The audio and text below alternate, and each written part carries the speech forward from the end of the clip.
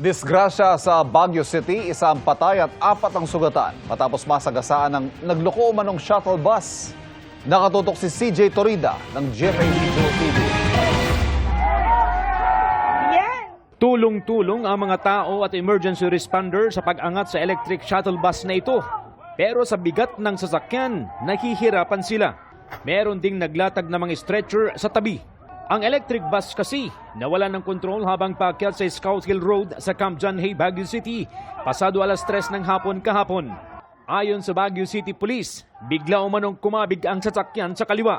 Doon na ito nakasagasa ng mga babaeng pedestrian. Dead on the spot ang isa sa kanila na babaeng edad 63 mula sa Pangasinan. 4 ang sugatan at dinala sa ospital.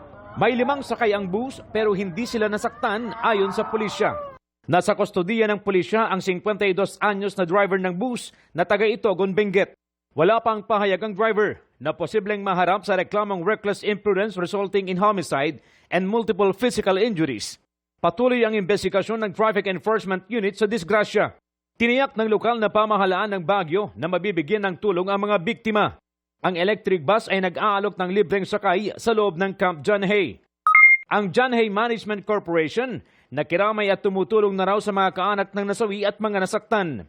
Nakikipagtulungan daw sila sa investigasyon ng pulisya at sa operator ng nadisgrasyang shuttle bus.